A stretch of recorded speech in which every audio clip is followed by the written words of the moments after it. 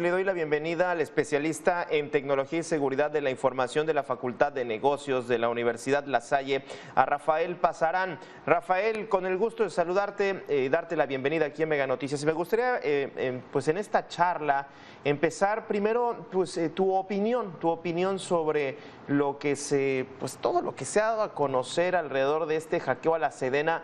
Estamos en riesgo los mexicanos de sufrir un ciberataque. Entiendo que este hackeo pues tiene su punto de vista político, obviamente, pero hablando de ciberseguridad en México, ¿sí estamos seguros, realmente seguros? Rafael, bienvenido.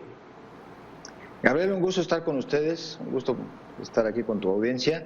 El riesgo existe en el sentido de el ciberespacio se ha convertido en un lugar donde el riesgo siempre está latente, donde el riesgo está presente no solo para gobierno, no solo para instituciones, sino también para las personas.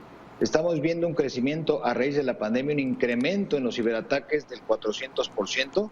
Entonces, la realidad es que sí, todas las personas que tengan contacto con Internet, desde una computadora o un teléfono, están expuestos a algún tipo de ciberataque, algún tipo de fraude, algún tipo de extorsión, o incluso algún tipo de intrusión que le llamamos hackeo, ¿no? Entonces, la realidad es que el riesgo existe y debemos estar alertas y pendientes de todas las acciones que debemos ejecutar y realizar para poder disminuir este riesgo.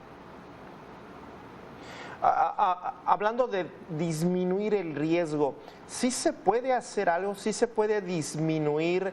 De pronto uno podría pensar, bueno, me bajo un antivirus y ahí queda. Ya digamos en un término muy doméstico, ¿no? Muy de hogar, pero me gustaría, y aquí en esta pregunta, tratar de llevarlo a las dos perspectivas, a una seguridad, digamos, hogareña y a una seguridad que me imagino ya tendría que ser como en términos industriales, pero pues si a los militares le hicieron eso, ¿no? Sí, en este caso, si tomamos la premisa de que no hay riesgo cero, o sea que siempre va a estar latente estas amenazas, Sí. siempre va a estar presente el riesgo, las acciones que siguen es mitigarlo, disminuirlo hasta donde se pueda. Y en este sentido hay diversas Claro. acciones que se pueden hacer, tanto personas como empresas como instituciones. Si en esta situación no somos conscientes de eso y no ejecutamos las acciones desde la perspectiva de cómo las personas deben interactuar en Internet de manera sana, de manera segura, y por otro lado no implementamos los controles de ciberseguridad y los dispositivos que nos van a ayudar a contener estas amenazas, vamos a aumentar ese riesgo.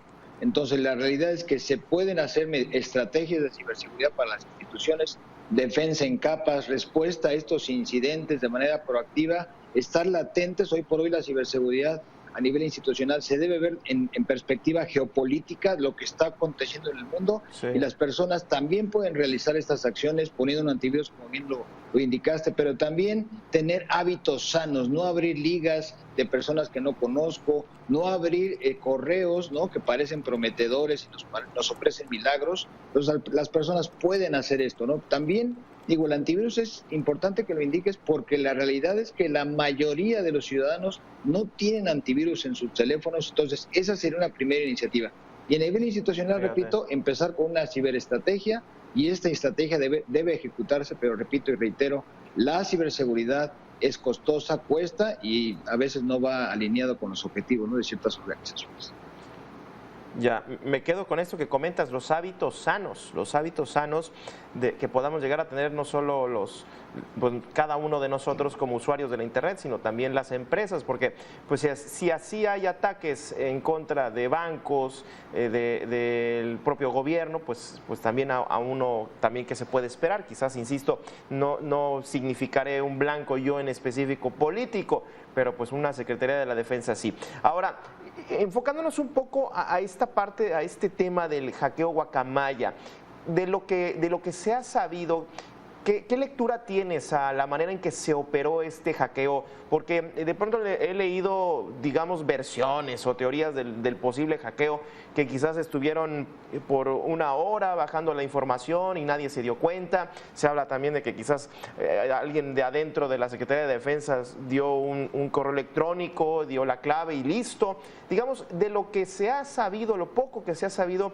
¿qué lectura tienes de este hackeo, Rafael? Sí, con gusto. Fue un ciberataque creado o desarrollado, consolidado, explotado, ¿no? Ya hablando ya de toda la profundidad de este ciberataque por hacktivistas.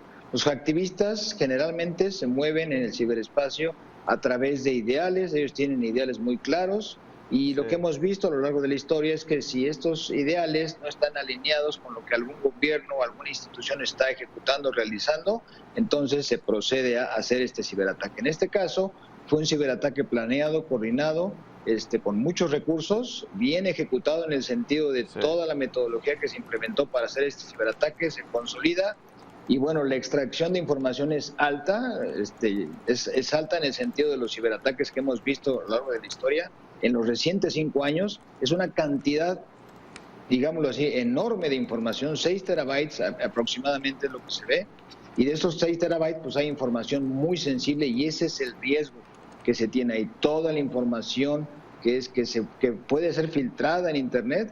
Entonces, en esta lectura que tenemos es un ciberataque bien ejecutado, bien coordinado y por especialistas en este sentido. No sabían lo que hacían, pero también había algunos huecos de seguridad, algunas fallas en el sentido de todo lo que tenía que haberse remediado anteriormente, ¿no? Y lo que veíamos y lo que comentaba hace un momento, la geopolítica, ¿no? Se había visto que este grupo había hackeado diversos ejércitos, infraestructura de ejércitos de América Latina. Entonces, pues, una lectura proactiva era prepararnos porque estábamos viendo ya esta tendencia de ciberataques a diversos organismos militares, ¿no? Entonces, la idea es validar, revisar la información que estamos ahí con analistas, ¿no? ¿Qué está ocurriendo en el ciberespacio a nivel global y tomar medidas proactivas? Fíjate, interesante porque inclusive hablando de la prevención, como bien decías, del hábito sano, pues la propia Sedena, el propio secretario dijo que no tenían recursos para eso, a pesar de todo lo que se le ha presupuestado en otras obras. Pero bueno, no me meto a ese tema. Me gustaría regresar también a lo que también se ha estado comentando sobre el software Pegasus, este software también de espionaje que pues vaya, a mí me sorprende con qué facilidad con este software se puede llegar a meterse a conversaciones, a aplicaciones que supuestamente son más difíciles de hackear en mensajería instantánea. Este software que se supone que pues no se vende a particulares, pero pues ahí está también, ¿no? el software diseñados para espiar ciudadanos, Rafael. Sí, lamentablemente es un software, es diseñado o comercializado únicamente a gobiernos, a instituciones federales, etcétera, y se sigue usando, pero si regresamos a los hábitos sanos, este software se incrusta, se pega en los teléfonos, en las computadoras, si se tienen hábitos no tan asertivos, es decir, este software se incrusta por un ataque de ingeniería social a través de un mensaje, a través de un correo electrónico. Entonces, si las personas y si dentro de las instituciones se capacita para que las personas no abran ninguna liga, ningún hipervínculo, ningún correo que sospechemos que no es legítimo, entonces la probabilidad de contagio con este troyano es mínima. Entonces, en este sentido, repito, uno de los eslabones más débiles que hemos visto en una cadena de ciberseguridad son las personas. Entonces, hay que reforzar también esta conciencia en las personas para que desde cualquier medio que tengamos, recibiendo correo electrónico, recibiendo mensajes de cualquier plataforma, no abramos cualquier hipervínculo que venga ahí, por más atractivo que pueda verse. Mira, y fíjate, ayer nada más lo comento para cerrar la charla, pues me llegó un correo con una factura y yo me confundí, pensé que era una factura que estaba esperando, y ya cuando vi que el punto no era el que ya estaba acostumbrado a recibirlo, pero era todo el diseño igualito, verdaderamente era igualito, y era un correo de estos que pues son un fraude. Bueno, cierro la charla, te saludo con gusto, Rafael Pazarán, especialista en tecnología y seguridad de la información de la Facultad de Negocios de la Universidad La Salle. Como siempre, muchísimas gracias por esta charla. Gabriel, muchas gracias por la invitación, saludo a tu auditorio.